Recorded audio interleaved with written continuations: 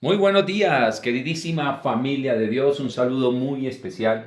Les habla Juan Alberto Echeverry, laico comprometido de la Iglesia Católica. Bienvenidos una vez más a esta meditación y oración del Evangelio del día lunes 17 de abril de 2023. Gracias por estar presentes. Gracias por apoyar el Evangelio, por apoyar este canal. A todas las personas que me han escrito les doy un cordial agradecimiento. A veces no puedo contestar todos los mensajes porque desafortunadamente pues estoy en misiones y diferentes actividades, pero la gran mayoría de ellos los leo y cuando tengo el tiempo los respondo. Pues una cordial bienvenida para aquellos que se vinculan por primera vez al canal. Somos una gran familia de hermanos a los pies de la palabra del Señor, hijos de un mismo Padre. Y como siempre vamos a orar, vamos a pedir la inspiración del Espíritu Santo para que hoy nos hable el Señor a través de su bendita palabra. En el nombre del Padre, del Hijo y del Espíritu Santo. Amén. Dios Padre de amor, de bondad, de misericordia, queremos darte gracias, Señor, por todo lo que tú nos das cada día. Queremos alabarte y bendecirte por este nuevo día que nos ha regalado, este amanecer, esta semana laboral que comienza. Hoy quiero colocar a todas las personas en tu presencia, especialmente a todos aquellos que están viendo este video, para que bendigas sus trabajos, sus hogares, su sustento, su salud, todo lo que tienen y lo que son, Padre. Te damos gracias porque nos has dado de todo, porque eres el Dios de la vida, el que resguarda nuestro corazón, nuestra vida, todo lo que tenemos y lo que somos, todo nos proviene de ti. Con un corazón agradecido queremos decirte gracias, Señor. Y también, como siempre, te queremos pedir perdón por los pecados que cometemos, porque sabemos que seguimos cayendo en nuestras debilidades, seguimos faltando a tu palabra, seguimos cayendo en inmadureces, seguimos cayendo en vanidad, en orgullo, en soberbia, en ira, mal genio, murmuración, chisme, todo tipo de cosas, Señor. Perdónanos. Perdónanos porque a veces nos detenemos demasiado en nosotros mismos y se nos olvida que hay que vivir para la eternidad y que hay que servir a los hermanos. Y hoy también, una vez más, queremos pedirte que nos regales la unción de tu Santo Espíritu. Ven Espíritu Santo de Dios, ven Paráclito, ven, oh dulce huésped del alma, ven, oh divino Consolador, ven y llénanos de ti, sopla sobre nosotros. Ven Espíritu Santo, ven y llénanos de tu presencia. Ven y visita nuestro corazón, nuestros hogares, nuestra vida, nuestro ser. Ven Santo Espíritu de Dios y sopla sobre cada uno de nosotros. Llénanos el corazón de tu presencia. Ven y regálanos el don del discernimiento, de la sabiduría. Ven y regálanos el don de la humildad para saber que en esta palabra siempre hay algo que aplicar en nuestra vida. Todo esto, Padre, lo pedimos en el nombre de Jesús y por intercesión de la Santísima Virgen María. Amén y amén. Pues gracias por estar presentes. Vamos de lleno entonces con las lecturas. La primera lectura tomada del libro de los Hechos de los Apóstoles en el capítulo 4, versos 23 al 31. Dice así: En aquellos días Pedro y Juan, puestos en libertad, volvieron a los suyos y les contaron lo que les había dicho los sumos sacerdotes y los ancianos. Al oírlo, todos invocaron a una a Dios en voz alta, diciendo: Señor, tú que hiciste el cielo, la tierra, el mar y todo lo que hay en ellos, tú que por el Espíritu Santo dijiste por boca de nuestro padre David, tu siervo, ¿por qué se amotinan las naciones y los pueblos planean proyectos vanos? Se presentaron los reyes de la tierra, los príncipes conspiraron contra el Señor y contra su Mesías. Pues en verdad se aliaron en esta ciudad Herodes y Poncio Pilato con los gentiles y el pueblo de Israel contra tu santo siervo Jesús, a quien tú ungiste, para realizar cuanto tu mano y tu voluntad habían determinado que debía suceder. Ahora, Señor, fíjate en sus amenazas y conceda a tus siervos predicar tu palabra con toda valentía. Extiende tu mano para que realicen curaciones, signos y prodigios por el nombre de tu santo siervo Jesús. Al terminar la oración, tembló el lugar donde estaban reunidos. Los llenó a todos el Espíritu Santo y predicaban con valentía la palabra de Dios. Palabra de Dios, te alabamos, Señor. Bueno, mis queridos hermanos, tenemos aquí un texto donde también le podemos sacar mucha enseñanza a este conocimiento que nos ha regalado, que nos viene de lo alto a través de su palabra. Recordemos que en la lectura de los Hechos de los Apóstoles que hemos venido leyendo estos últimos 3 o 4 días, pues se nos habla de un milagro que realizaron Pedro y Juan con el paralítico que estaba a la puerta de la entrada en el templo. Los toman presos, los llevan ante el Sanedrín, los amenazan para que no digan nada, pero no les pueden hacer nada más porque era un hecho de que este paralítico había sido curado. Y finalmente Pedro con valentía dice: yo voy a obedecer a Dios y no a los hombres. Y los dejan en libertad, y aquí comienza la lectura de este día. Que estando ya en libertad volvieron a los suyos, y todos reunidos comenzaron a orar, a invocar el nombre del Señor a una sola voz. De aquí, no solamente de acá, sino de todo este proceso espiritual de liturgia. ¿Y por qué decimos liturgia? Es una sola voz de todo el pueblo hacia el Padre Celestial. Vamos a leerlo y nos vamos a dar cuenta cómo nos lo dice aquí. Al oírlo, todos invocaron a Dios en voz alta, diciendo: Señor, tú que hiciste el cielo, la tierra, el mar y todo lo que hay en ellos, tú que por el Espíritu Santo dijiste por boca de nuestro padre David, tu siervo, y así sigue hablando la palabra de Dios.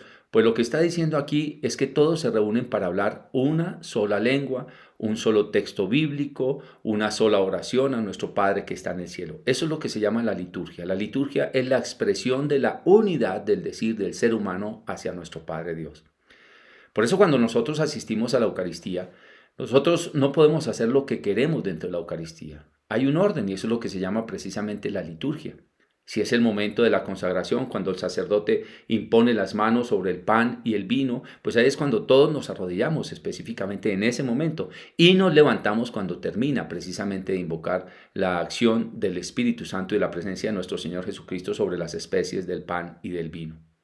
Claro, en algunas diócesis la liturgia contempla que sigan arrodillados hasta antes del Padre Nuestro. Pues nosotros, ¿qué es lo que tenemos que hacer? Unirnos a la masa de personas que está orando en ese momento. No puede ser que una persona esté rezando, por ejemplo, el rosario en medio de la iglesia, porque está rompiendo la unidad. No es que tú te arrodilles antes o que te arrodilles después, porque está rompiendo la unidad. Y de esto es precisamente de lo que se trata la liturgia. Y por eso es que nuestros sacerdotes estudian 4 años en promedio este tema de la liturgia, para que aprendamos todos a comportarnos, para que ese mensaje llegue a una sola voz a la presencia del Padre, que es lo que están haciendo aquí. ¿Y qué es lo que están haciendo? Pues sencillamente están recordando todo lo que había dicho el profeta, lo que había anunciado sobre nuestro Señor Jesucristo y el plan que Dios tenía. Pero como los habían amenazado, entonces ellos estaban pidiéndole a Dios que les concediera predicar con valentía el Evangelio en esa ciudad, porque se habían aliado Herodes y Pilato contra nuestro siervo Jesús. Así las cosas, pues el Espíritu Santo desciende sobre todos ellos. Y esta es otra de las circunstancias que quería resaltar en esta primera lectura. Siempre hay una unción del Espíritu Santo. Recordemos que estamos leyendo el capítulo 4 del libro de los Hechos de los Apóstoles y que en el capítulo 1 y 2 viene Pentecostés, la unción del Espíritu Santo. Y por eso en el capítulo 4 vuelven a orar después de que estaban también allí pues los discípulos, de que ya habían recibido el don del Espíritu Santo y que ya habían vivido Pentecostés, vuelven a orar. Y mire lo que sigue diciendo aquí. Al terminar la oración, tembló el lugar donde estaban reunidos, lo llenó a todos el Espíritu Santo y predicaban con valentía la palabra de Dios. Algunos preguntan, bueno, ¿y por qué todos los días pedimos Espíritu Santo, hermanos? ¿Que no vale una sola vez? ¿Es que ya fuimos bautizados y el Espíritu Santo vino sobre nosotros? Pues precisamente el Espíritu Santo es siempre libre y nos da a nosotros libertad, no coarta la libertad del ser humano. Por eso, cuando nosotros pecamos, lo que estamos haciendo es contristando el Espíritu Santo. Y al contristar el Espíritu Santo, tenemos que volverle a dar plena autoridad en nuestra vida para que Él actúe en nosotros. Por eso cada mañana pedimos que se renueve la unción del Espíritu Santo en nosotros. Y cuando lo hacemos con fe, sobre todo cuando estamos en las asambleas de oración, estamos hablando de los grupos de oración, estamos hablando de la Eucaristía, estamos hablando de todas las reuniones que hacemos en oración con todos nuestros hermanos, tenemos que pedir la unción del Espíritu Santo para que éste nos capacite. Pero hoy concretamente están pidiendo predicar con valentía el Evangelio. Y eso es lo que en este tiempo todos nosotros tenemos que hacer. Pedirle al Señor que prediquemos con valentía el Evangelio en este mundo donde la fe y la iglesia están siendo tan perseguidos, que seamos nosotros valientes por medio de la unción del Espíritu Santo y que estemos llenos de esa sabiduría que viene de lo alto. Vamos con la lectura del Salmo de este día, que va a ser tomado del Salmo 2, y vamos a responder: dichosos los que se refugian en ti, Señor. Dichosos los que se refugian en ti, Señor. ¿Por qué se amotinan las naciones y los pueblos planean un fracaso? Se alían los reyes de la tierra, los príncipes conspiran contra el Señor y contra su Mesías. Rompamos sus coyundas, sacudamos su yugo. Dichosos los que se refugian en ti, Señor. El que habita en el cielo sonríe, el Señor se burla de ellos. Luego les habla con ira, los espanta con su cólera. Yo mismo he establecido a mi rey en Sión, mi monte santo. Dichosos los que se refugian en ti, Señor. Voy a proclamar el decreto del Señor. Él me ha dicho, tú eres mi hijo, yo te he engendrado hoy. Pídemelo. Te daré en herencia las naciones, en posesión los confines de la tierra. Los gobernarás con cetro de hierro, los quebrarás con jarro de loza. Gloria al Padre, y al Hijo, y al Espíritu Santo, como era en el principio, es ahora y siempre, por los siglos de los siglos. Amén. Bueno, mis queridos hermanos, estamos viendo cómo se cumple hoy la palabra de Dios. Cómo la palabra de Dios, digamos, se va afirmando entre un tiempo y el otro. En este caso, pues en los Hechos de los Apóstoles, cuando estaban orando, todos oraban este salmo, que es el Salmo 2. ¿Por qué se amotinan las naciones y los pueblos planean un fracaso? Se alían los reyes de la tierra, los príncipes conspiran contra el Señor y contra su Mesías. Rompamos sus coyundas, sacudamos su yugo. Es decir, ya nosotros no tenemos por qué estar sometidos al yugo del miedo, porque ya tenemos la unción del Espíritu Santo. Y por eso el pueblo reunido en pleno con Pedro y con Juan, después de que salieron de este apresamiento que les hicieron en el Sanedrín, pues sencillamente con libertad vienen a pedir el Espíritu Santo, pero invocan la palabra del Señor para orar.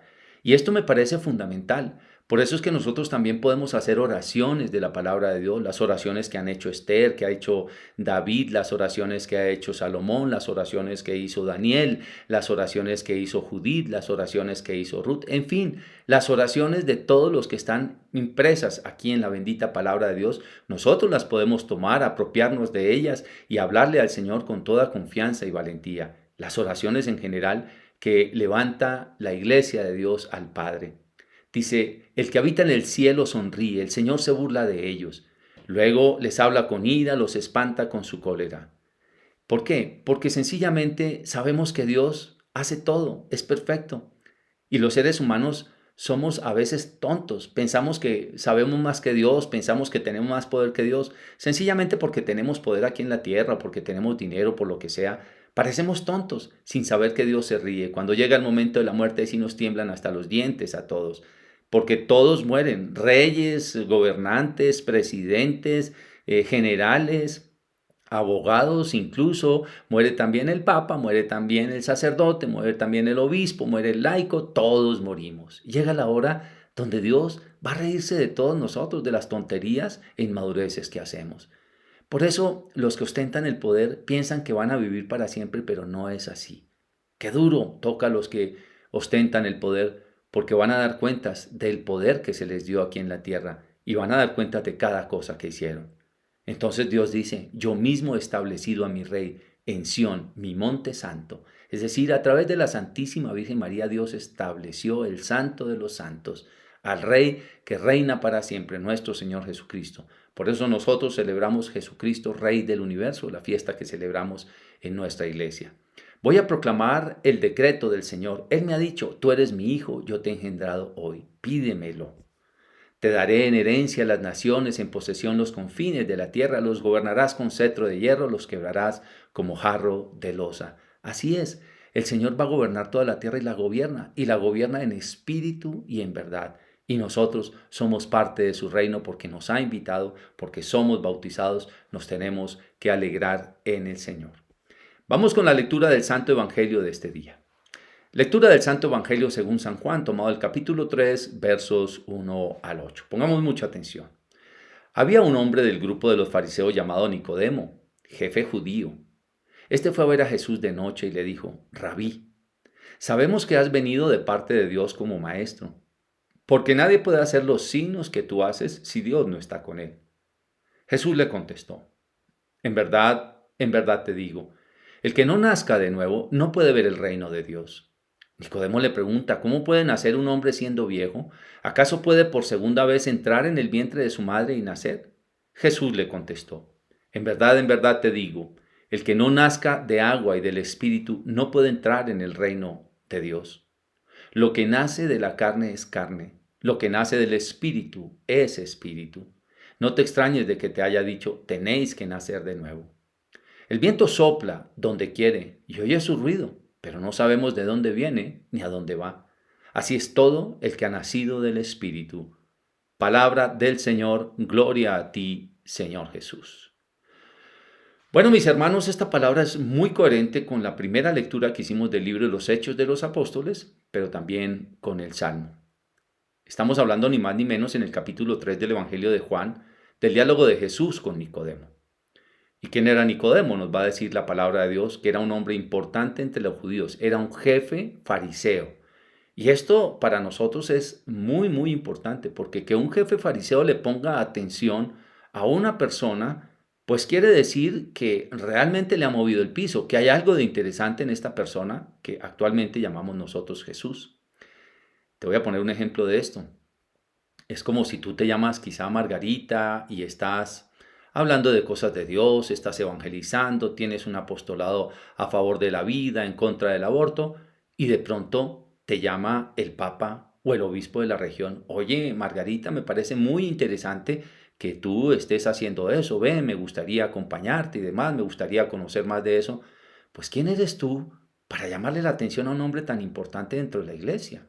Tiene que ser que algo bueno estás haciendo. Tiene que ser que algo que es realmente importante en la vida le ha llamado la atención a esa persona que es importante. Este es el caso del diálogo de Jesús con Nicodemo. Pero lo más importante aquí es cuando le dice maestro, le dice rabí. Sabemos que Dios te ha enviado a enseñarnos porque nadie podría hacer los milagros que tú haces si Dios no estuviera con él. Que un jefe fariseo reconozca a Jesús como maestro, tenía que estar ya totalmente doblegado a Jesús. Y cuando digo doblegado, aceptó la verdad de Jesús. Era amigo de Jesús. Se volvió seguidor de Jesús, discípulo de Jesús.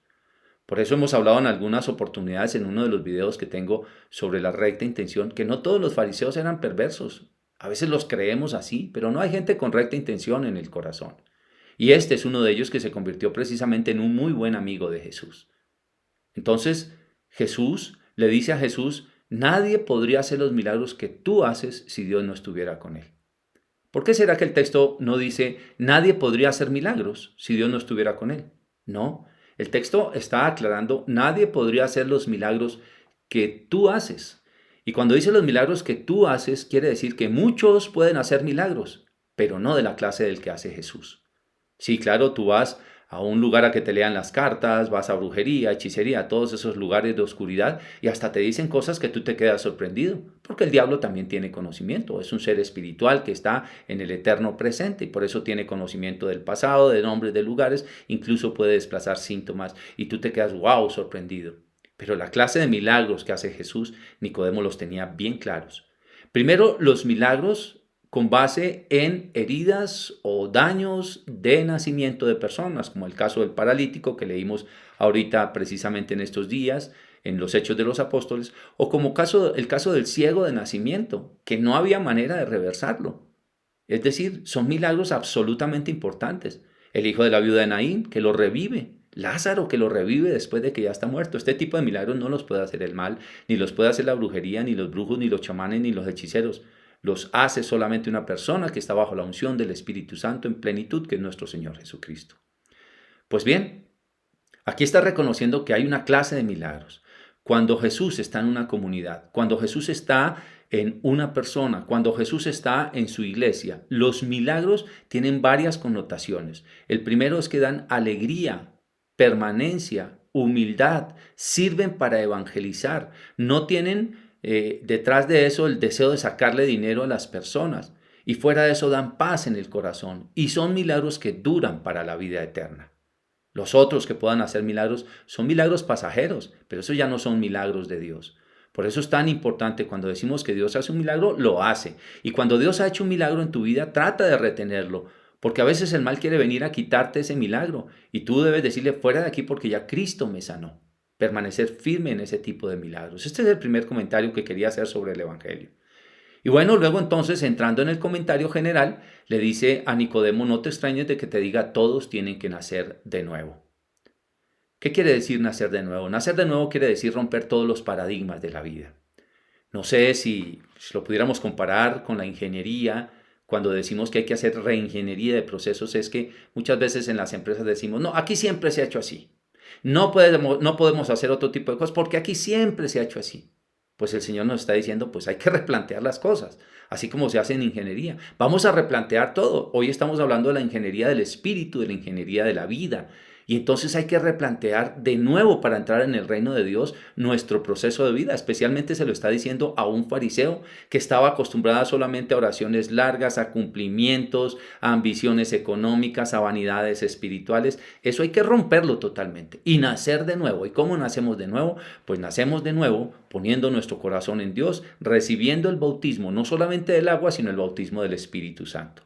Acordémonos que en ese tiempo se conocía el bautismo del agua, que era cuando entraban en el agua, vaciaban sobre la cabeza un chorro de agua sobre la persona y entonces eso significaba que le limpiaban los pecados. Pero ahora dice, no te extrañes de que te diga todos tienen que nacer del agua y del Espíritu. Y entonces quiere decir que la persona tiene que colocar el propósito de cambio de su vida, pero también debe recibir una unción del Espíritu Santo para que lo capacite para vivir de una manera superior y de una manera diferente. Por eso nuestra vida tiene que manifestarse, en nuestra vida tiene que manifestarse la gracia del Espíritu Santo. Y eso nos hace vivir de una manera diferente. Yo he explicado esto muchas veces. Por ejemplo, nacer del agua es el propósito de cambio que tenemos. Te lo voy a explicar más o menos. Hay una mesa de plástico y entonces hay un temblor de tierra, cae una muralla sobre la mesa plástica, le parte una pata a la mesa y después cuando estás ya arreglando, tratando de arreglar, recogiendo escombros y todo, tú vas a arreglar la mesa. Dice, no, pues todavía sirve, vamos a pegarle con un pegamento la pata y allí te sirve.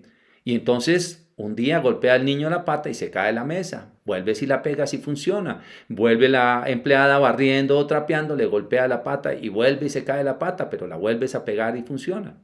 Nacer del agua es el propósito que siempre cae de nuevo. En cambio, nacer del Espíritu es como si tomáramos esa mesa, la metiéramos entre una extrusora que la muele, la metemos en el molde y vuelve a salir la mesa exactamente nueva, sin la pata rota y sin nada. Eso es nacer del Espíritu, cuando tenemos una fuerza que nos capacita para vivir en la gracia de Dios. Y entonces le dice Nicodemo, ¿y cómo puede ser esto? ¿Cómo puede uno nacer cuando ya es viejo? Siempre remitiéndose a las cosas de este mundo. ¿Acaso puede uno meterse dentro del vientre de su madre para volver a nacer?